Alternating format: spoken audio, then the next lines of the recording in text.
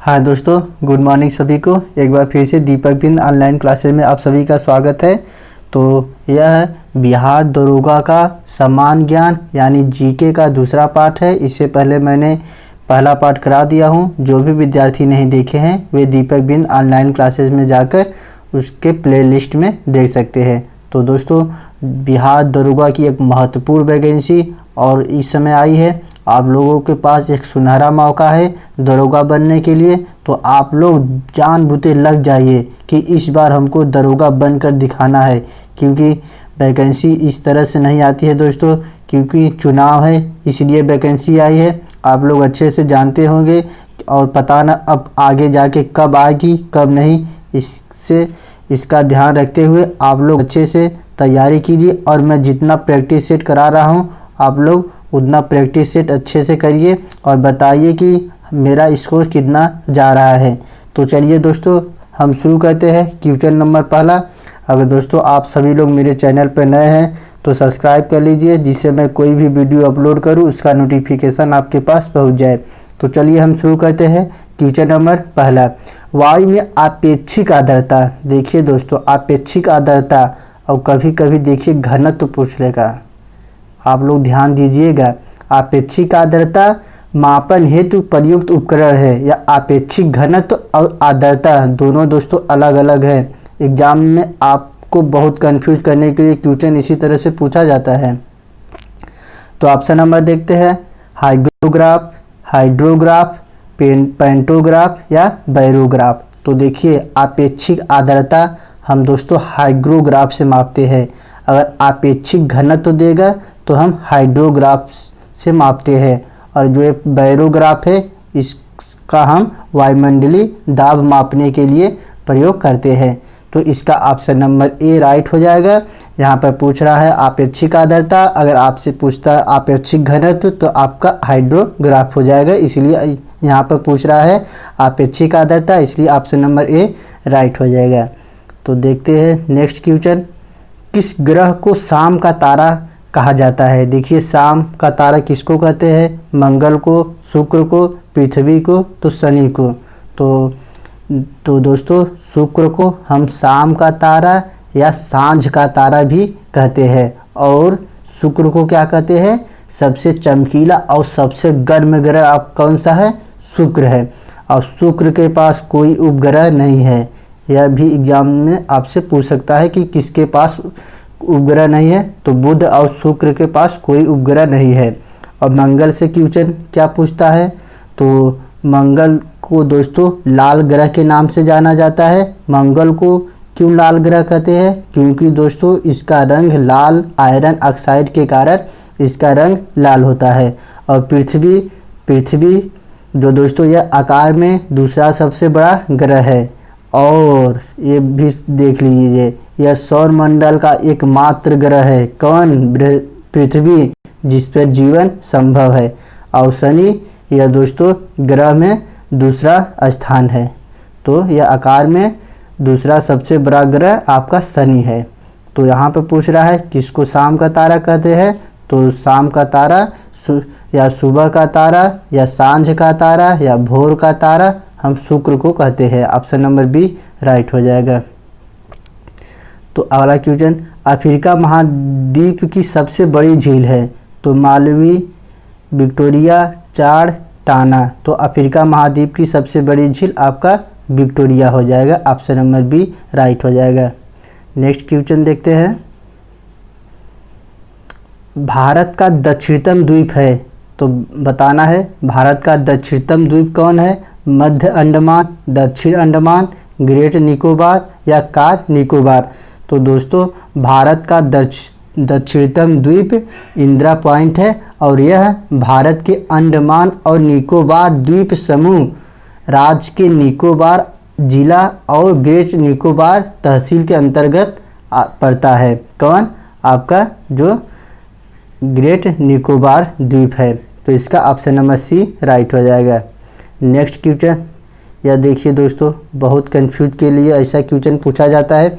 Slate और संगमरमर किसका एग्जाम्पल है? तो आग्नेय चट्टानें, अवसादी चट्टानें, कायांतरित चट्टानें या ज्वालामुखी चट्टानें। तो देखिए तो दोस्तों यह स्लेट और संगमरमर किसके शैल के अंतर्गत या किसके चट्टाने के अंतर्गत आता है? तो यह कांकरी चट्टाने के अंतर्गत आता है। कौन? स्लेट और संगमरमर। और आग्नेय चट्टाने में क्या आता है?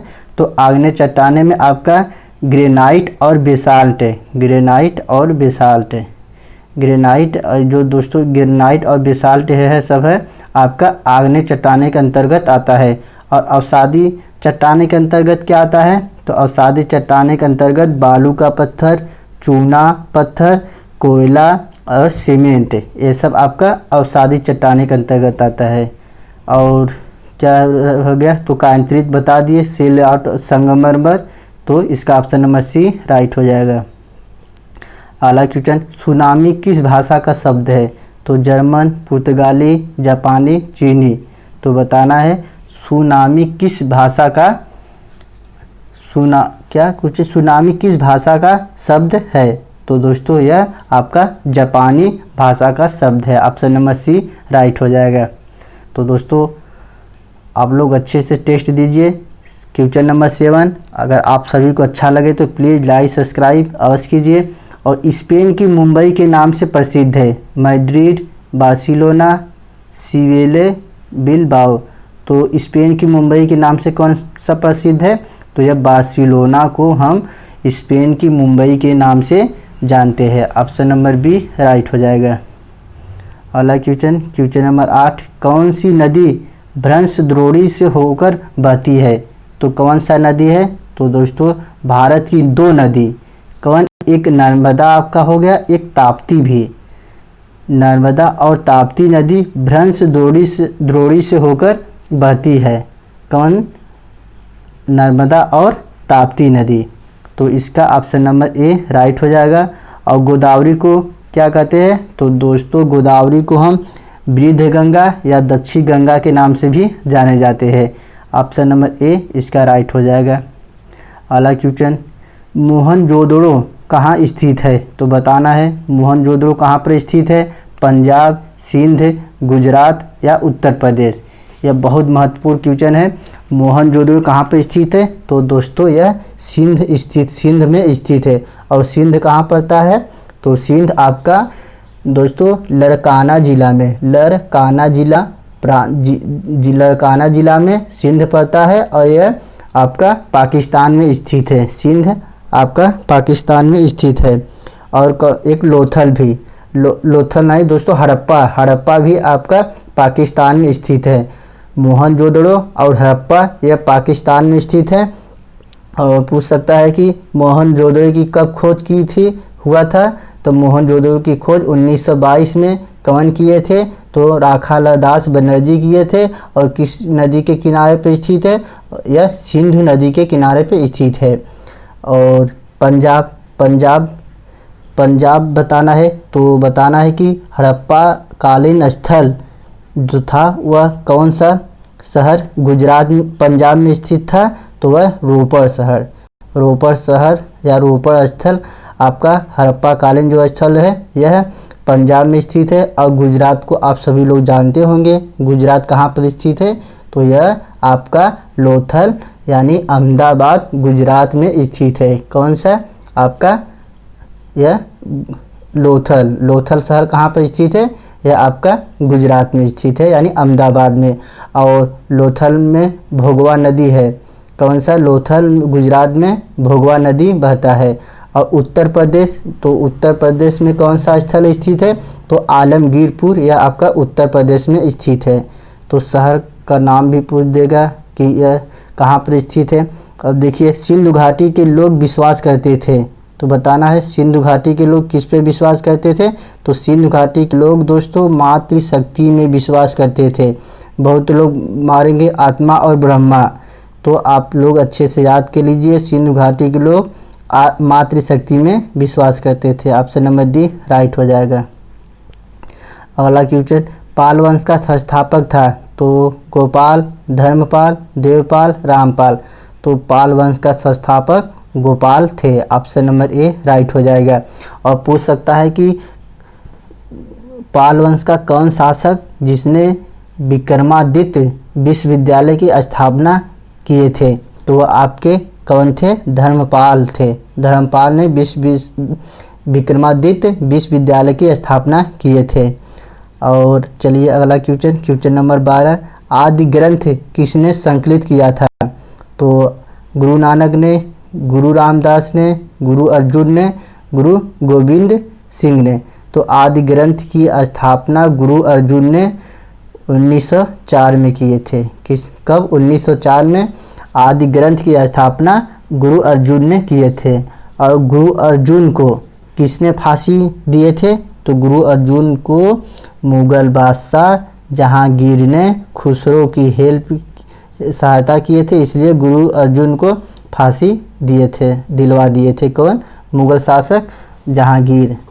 और पूछ सकता है आपसे एक दो क्वेश्चन और, तो पूछ सकता है कि आपके जो सिख संप्रदाय थे वह आपके पहले सिख संप्रदाय कौन थे? तो यह भी आपसे एग्जाम में पूछ सकता है। तो सिख संप्रदाय की स्थापना कौन किए थे? तो सिख संप्रदाय की स्थापना का श्रेय गुरु नानक को जाता है। गुरु नानक के अनुयायी ही सिख कहलाए। तो यह भी आप लोग एग्जाम में पूछ सकता है। और गुरु गोविंद सिंह से एक दो क्वेश्चन पूछा जाता है हमेशा कि खालसा की स्थापना किसने किए थे? तो गुरु गोविंद सिंह ने खालसा की स्थापना किए थे। कब? 1699 में। 1699 खालसा की स्थापना गुरु गोविंद सिंह ने किए थे। और गुरु अर्जुन ने आदि ग्रंथ की स्थापना किए थे। तो अगले क्वेश्चन पर आते हैं। क्वेश्चन नंबर 13 देखते हैं। सर टॉमस रो किस भू राजस्व बंदोबस्त से संबंधित थे? तो अस्थाई बंदोबस्त, महालवाड़ी बंदोबस्त या रैयत बंदोबस्त या इनमें से कोई नहीं। तो बताना है सर टॉमस रो किस भू राजस्व बंदोबस्त से संबंधित थे? तो यह रैयतवाड़ी बंदोबस्त से संबंधित थे। इसका ऑप्शन नंबर सी राइट हो जाएगा। अगला क्वेश्चन देखिए दोस्तों, यह बहुत बार एग्जाम में पूछा गया है। हल्दी घाटी का युद्ध कब हुआ था? तो 1526, 1576, 1605 या 1660 ईस्वी में। तो हल्दी घाटी का युद्ध आपका 1576 में हुआ था।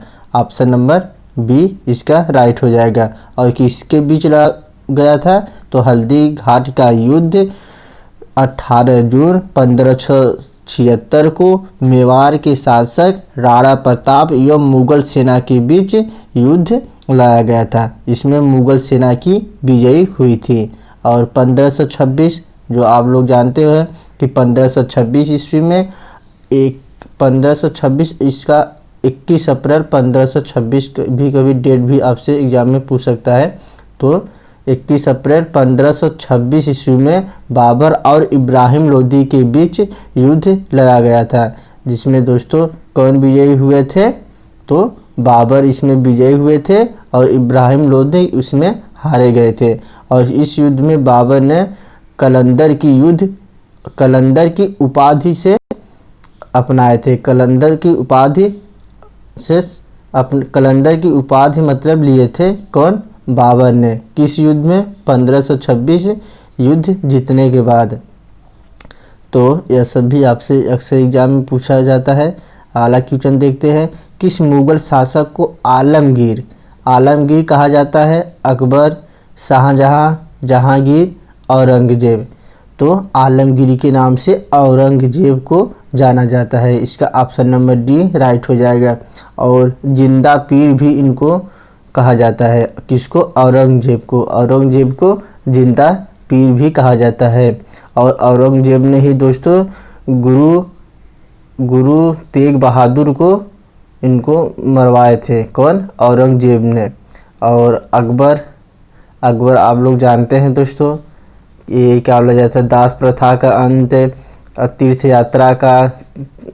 यात्रा का समाप्त किए थे और बुलंद दरवाज़ा यह सब स्थापित किए थे। और शाहजहां को दोस्तों खुर्रम के नाम से जाने जाते हैं। इनका बचपन का नाम खुर्रम था, जिसने आपका ताजमहल का निर्माण कराए थे। और जहांगीर को सलीम के नाम से जाने जाते हैं, या इनकी बचपन का नाम सलीम था। और अकबर के काल को हिंदी साहित्य का स्वर्ण काल कहा जाता है। किसको हिंदी साहित्य का स्वर्ण काल कहा जाता है? तो अकबर को। और शाहजहां के शासनकाल को स्थापत्य कला का स्वर्ण युग कहा जाता है। क्या कहा जाता है? स्थापत्य कला का स्वर्ण युग। किसको? शाहजहां के शासनकाल को। और इसका जहांगीर से पूछ सकता है, मुगल चित्रकला अपने चरमों उत्कर्ष पर जहांगीर के शासन काल में पहुंची थी। और औरंगजेब दोस्तों, यह तो औरंगजेब के शासन काल में दोस्तों सेना में सर्वाधिक हिंदू सेनापति थे। तो इसका आप लोग व्याख्या अच्छे से देख लीजिएगा। अगला क्वेश्चन चलते हैं। स्वराज पार्टी की स्थापना किस वर्ष की गई? 1919 में, 1920 में, 1922 में, 1923 में। तो स्वराज पार्टी की स्थापना 1 जनवरी 1923 में की गई थी। और इसके दोस्तों कौन स्थापना किए थे? तो आपके मोतीलाल नेहरू और चित्तरंजन दास ने इसकी स्थापना किए थे। और 1919 में क्या हुआ था? तो 1919 में, इसका डेट भी याद कर लीजिए, 13 अप्रैल 1919। कभी कभी दोस्तों एग्जाम में डेट सहित पूछता है, आप लोग बहुत कंफ्यूज होता है। 13 अप्रैल, 14 अप्रैल, 15 अप्रैल कर देगा तो उसी में आप लोग कंफ्यूज हो जाएंगे। तो जलियांवाला बाग हत्याकांड आपका 13 अप्रैल 1919 में हुआ था। यह सब भी एग्जाम में। और खिलाफत आंदोलन भी 1919 में हुआ था। तो यह सब भी आपसे एग्जाम में पूछता है ज़रूर, 1-2 नंबर तो हमेशा पूछता है। और आपका 1920 में क्या हुआ था? तो 1920 में आपका हंटर कमेटी की रिपोर्ट प्रकाशित हुआ था। और कांग्रेस का नागपुर अधिवेशन हुआ था। और असहयोग आंदोलन का आरंभ आपका 1920 में हुआ था। तो चलिए अगला क्वेश्चन पर चलते हैं। तो स्वराज पार्टी की स्थापना 1923 में, 1 जनवरी 1923। डेट तो याद करना फिक्स है दोस्तों। अगला क्वेश्चन नंबर 17। साइमन कमीशन का भारत आगमन किस वर्ष था? तो 1930 में, 1928 में, 1925 में, 1919 में। तो दोस्तों इनकी नियुक्ति 1927 में की गई थी और भारत आगमन इनका 1928 में हुआ था। अभी 1919 में बताए क्या हुआ था? 13 अप्रैल 1919 में जलियांवाला बाग हत्याकांड हुआ था। खिलाफत आंदोलन भी हुआ था। और 1930 में क्या हुआ था? तो 1930 में पहले नमक सत्याग्रह शुरू हुआ था, फिर सविनय अवज्ञा आंदोलन हुआ था। और इसके बाद प्रथम गोलमेज सम्मेलन भी आयोजन हुआ था। किस वर्ष? 1930 में। तो यह भी आप लोग अच्छे से याद कर लीजिएगा। तो इसका दोस्तों ऑप्शन नंबर बी राइट हो जाएगा। 1928 में साइमन कमीशन का भारत आगमन हुआ था। अगला क्वेश्चन नंबर देखते हैं 18। देखिए बार बार एग्जाम में पूछा गया है। चौरी चौरा नामक प्रसिद्ध स्थल कहाँ है? तो गोरखपुर, लखनऊ, इलाहाबाद या आगरा। तो पहले जान लीजिए कि चौरी चौरा कांड हुआ था या कब हुआ था? तो यह आपका 5 फरवरी, देखिए 5 फरवरी 1922 में, 5 फरवरी 1922 में आपका चौरी चौरा कांड हुआ था। और इसके किस ज़िले में हुआ था? तो यह गोरखपुर ज़िले में हुआ था। ऑप्शन नंबर ए राइट हो जाएगा। तो एग्जाम में अक्सर पूछता है इस तरह की, चौरी चौरा कांड किस वर्ष हुआ था? तो 5 फरवरी 1922 में। और कहाँ हुआ था? तो यह गोरखपुर ज़िले में, जो उत्तर प्रदेश में है। तो इसीलिए दोस्तों असहयोग आंदोलन स्थगित किया गया था चौरी चौरा कांड के कारण।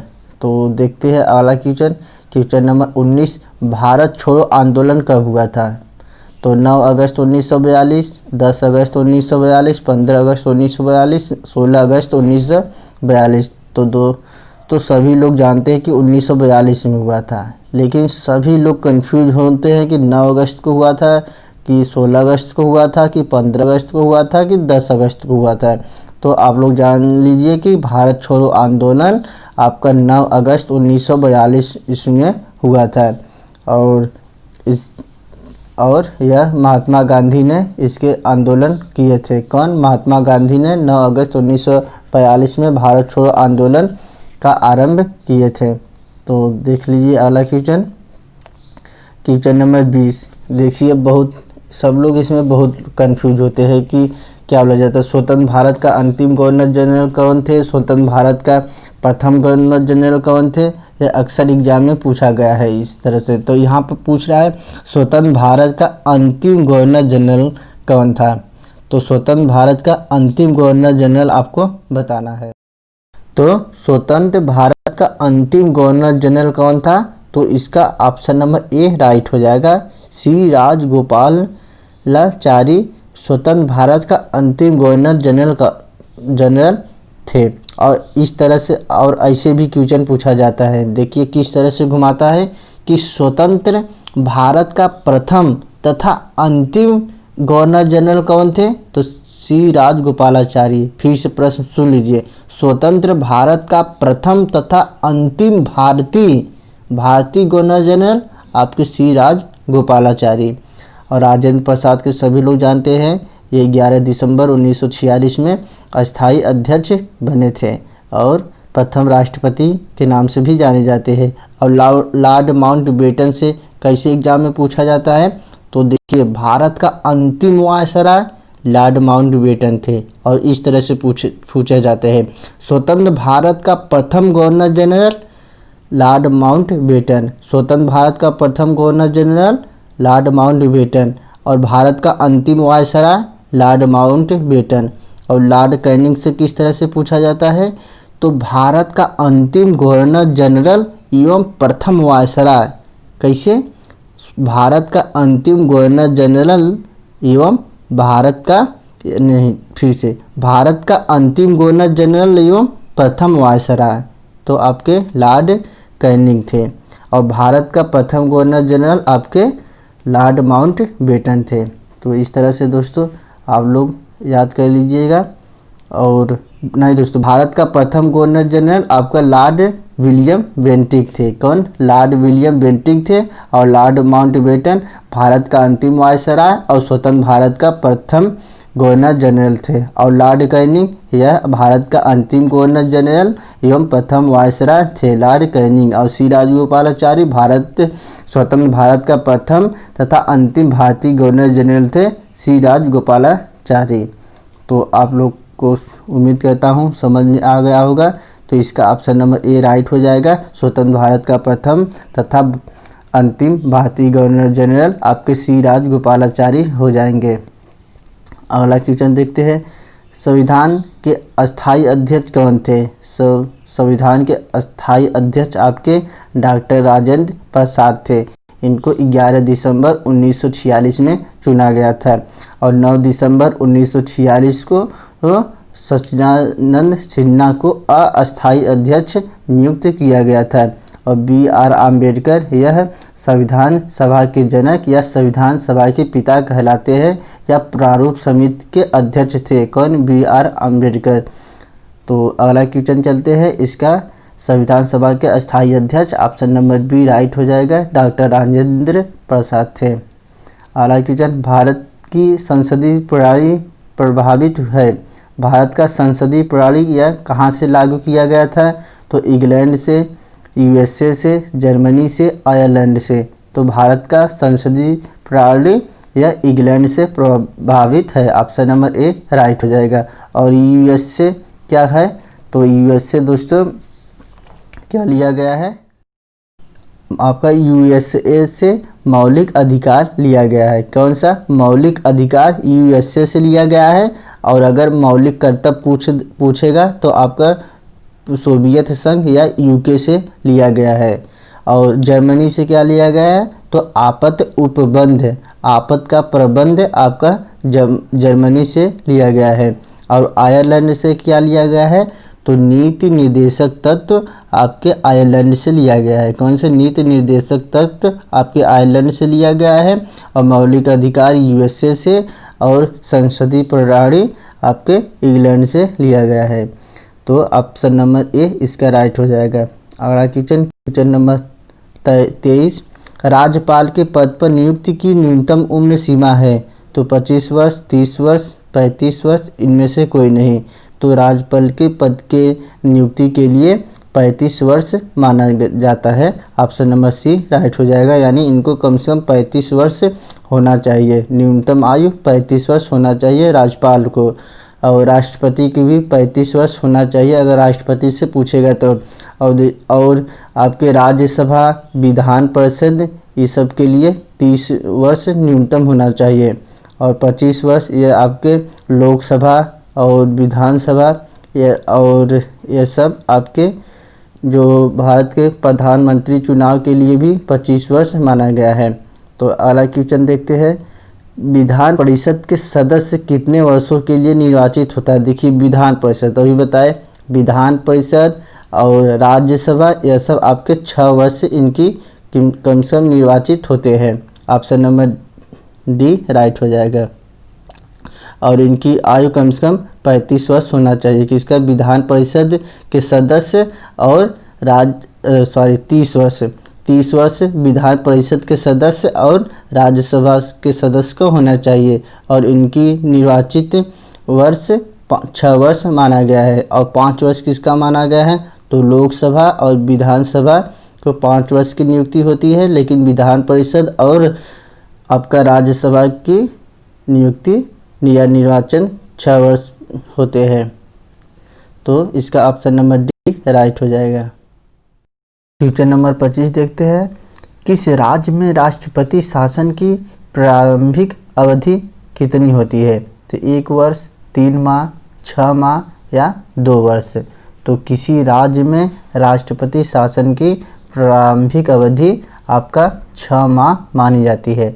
ऑप्शन नंबर सी राइट हो जाएगा।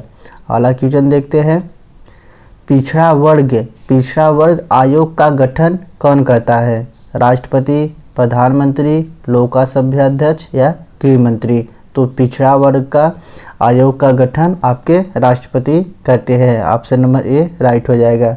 और राष्ट्रपति किसका गठन या किसका नियुक्ति करते हैं? तो भारत का प्रधानमंत्री की सलाह पर मंत्रिपरिषद के अन्य सदस्यों और सर्वोच्च एवं उच्च न्यायालय के मुख्य न्यायाधीशों और भारत के नियंत्रक एवं महालेखों परीक्षक और राज्य के राज्यपाल और मुख्य चुनाव आयुक्त एवं अन्य चुनाव आयुक्त और भारत के महान्यायवादी और राज्य के मध्य समन्वय के लिए अंतर्राज्यीय परिषद के सदस्यों को भी, और संघीय लोक सेवा आयोग के अध्यक्ष और अन्य सदस्यों के भी, और संघीय क्षेत्रों के मुख्य आयुक्तों तथा वित्त आयोग के सदस्यों तथा भाषा आयोग के सदस्यों, पिछड़ा वर्ग के आयोग के सदस्यों, इन सभी की नियुक्ति और सभी का गठन आपके राष्ट्रपति महोदय करते हैं। ऑप्शन नंबर ए इसका सभी का राइट हो जाएगा। तो अगला क्वेश्चन देखते हैं, भारत में पंचायती राज का प्रारंभ किया गया था? तो 1956, 1957, 1958 या 1959? तो आपके भारत में पंचायती राज का प्रारंभ 1959 में किया गया था, और 2 अक्टूबर याद कर लीजिए, एग्जाम में डेट भी पूछा जाता है कि कब हुआ था। तो 2 अक्टूबर 1959 में। और इसके दोस्तों पंचायती राज का शुभारंभ स्वतंत्र भारत में 2 अक्टूबर 1959 ईस्वी को भारत के प्रथम प्रधानमंत्री जवाहरलाल नेहरू के द्वारा राजस्थान ने राज्य के नागौर जिले में हुआ था। कहाँ? राजस्थान के नागौर जिले में प्रथम पंचायती राज का प्रारंभ किया गया था। तो आप लोग अच्छे से याद कर लीजिएगा। अगला क्वेश्चन देखते हैं, पंचायती राज प्रणाली में ग्राम पंचायत का गठन होता है ग्राम स्तर पर, प्रखंड स्तर पर, नगर स्तर पर या जिला स्तर पर? तो पंचायती राज में प्रणाली में ग्राम पंचायत, तो ग्राम पंचायत का गठन जिला स्तर पर होता है। ऑप्शन नंबर डी राइट हो जाएगा। तो नेक्स्ट क्वेश्चन पर चलते हैं, नंबर 29 देखते हैं, ओटावा किस देश की राजधानी है? तो फिजी, साइबेरिया, ग्रीनलैंड या कनाडा? तो ओटावा यह कनाडा की राजधानी है। कनाडा देश की राजधानी कौन है? Ottawa. Option number D right हो जाएगा। तो अगला क्वेश्चन देखिए दोस्तों, यह वैसे इसका नंबर नहीं दिया गया है, वैसे देख लीजिए। एक क्वेश्चन, जापान की सहायता से पूरी होने वाली पैठन या जायकवाड़ी जल विद्युत परियोजना किस नदी पर है? तो यह आपके गोदावरी नदी पर स्थित है। इसका ऑप्शन नंबर सी राइट हो जाएगा। तो अगला क्वेश्चन देखते हैं। सूर्य ग्रहण होता है जब, अब बताना है कि सूर्य ग्रहण आपका कब लगता है। बहुत एग्जाम में सूर्य ग्रहण और चंद्र ग्रहण में सब लोग कंफ्यूज हो जाते हैं। तो सूर्य ग्रहण कब लगता है? सूर्य ग्रहण की स्थिति में चंद्रमा, देखिए दोस्तों, चंद्रमा सूर्य और पृथ्वी के बीच में आ जाता है तो आपका सूर्य ग्रहण लगता है। और जबकि चंद्र ग्रहण की स्थिति में क्या होता है? जब दोस्तों पृथ्वी सूर्य और चंद्रमा के बीच में होती है, जिससे आपका चंद्र ग्रहण लगता है और जिससे पृथ्वी की छाया चंद्रमा पर पड़ती है। तो आपका चंद्र ग्रहण कब लगता है? चंद्र ग्रहण की स्थिति में पृथ्वी सूर्य और चंद्रमा के बीच में होती है, जिससे पृथ्वी की छाया चंद्रमा पर पड़ती है, तब उस पर चंद्र ग्रहण लगता है। और सूर्य ग्रहण जब चंद्रमा सूर्य और पृथ्वी के बीच में आ जाता है। तो इसका ऑप्शन नंबर बी राइट हो जाएगा। जब सूर्य ग्रहण पूछेगा तो ऑप्शन नंबर बी राइट होएगा, जब चंद्र ग्रहण पूछेगा तो ऑप्शन नंबर ए राइट हो जाएगा। तो इसको ध्यान से देख लीजिएगा। और क्वेश्चन देखते हैं, क्वेश्चन नंबर 31। राज्य सरकार का आधिकारिक विधिक सलाहकार होता है। मुख्य न्यायाधीश, उच्च न्यायालय के न्यायाधीशों की एक पीठ, महान्यायवादी या महाधिवक्ता। तो राज्य सरकार का आधिकारिक विधिक सलाहकार और आपके महाधिवक्ता होते हैं। ऑप्शन नंबर डी राइट हो जाएगा। अगला क्वेश्चन नंबर 32। संसद में शून्यकाल होता है। तो संसद में शून्यकाल कब होता है? तो संसद में शून्यकाल प्रातःकालीन एवं अपराह्नकालीन सत्रों के बीच का मध्यांतर, तो वह आपका शून्यकाल कहलाता है। ऑप्शन नंबर डी इसका राइट हो जाएगा। अगला देखिए, लोकसभा का सभापति चेयरमैन कौन होता है? राष्ट्रपति, प्रधानमंत्री, अध्यक्ष या संसदीय मामलों के मंत्री। तो लोकसभा का सभापति आपकी अध्यक्ष स्पीकर होते हैं।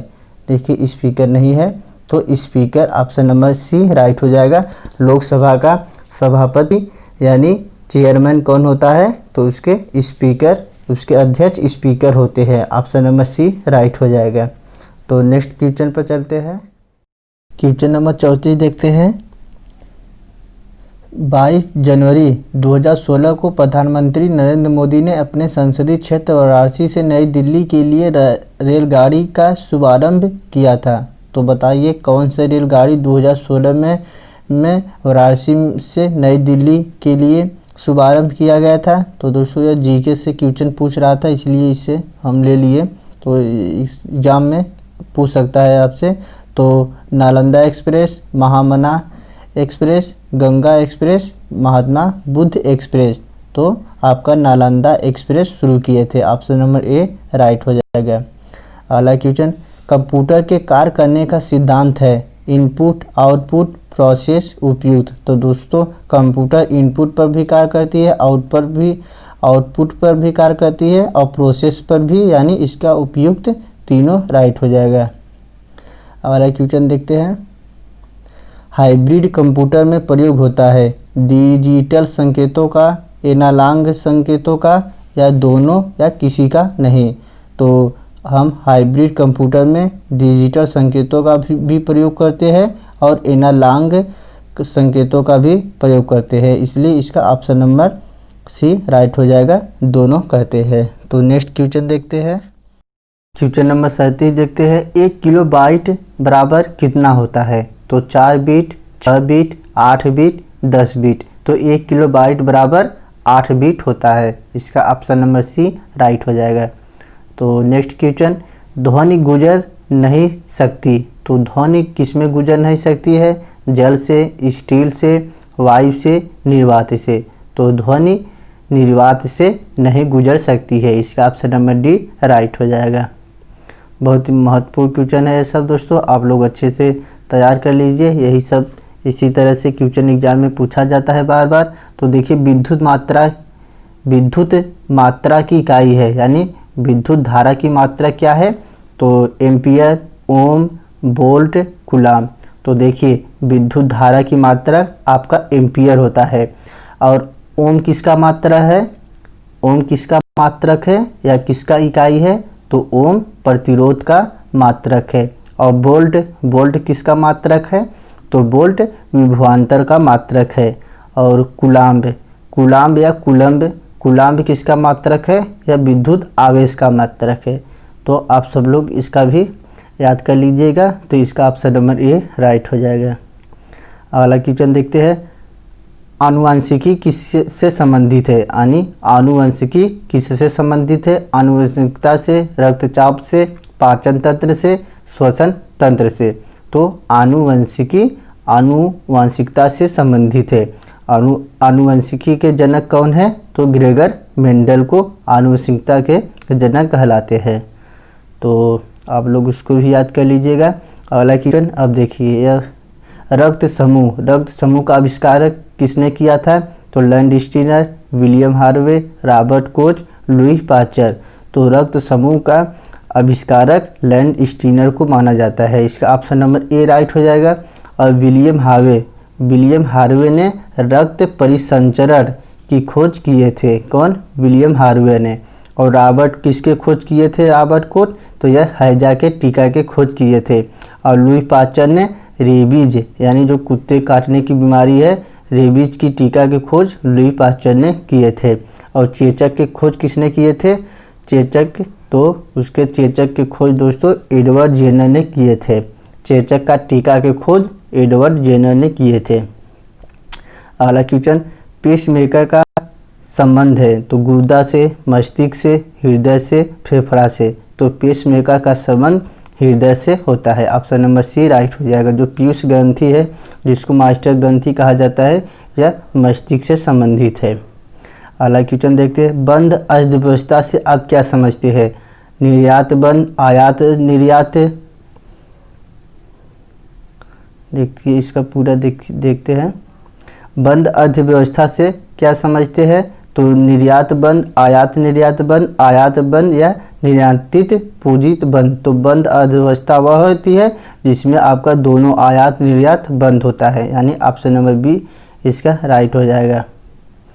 अगला क्वेश्चन देखते हैं, क्वेश्चन नंबर 44, केंद्रीय सांख्यिकी संगठन की स्थापना कब हुई थी? तो 1950, 1951, 1952, 1956 में।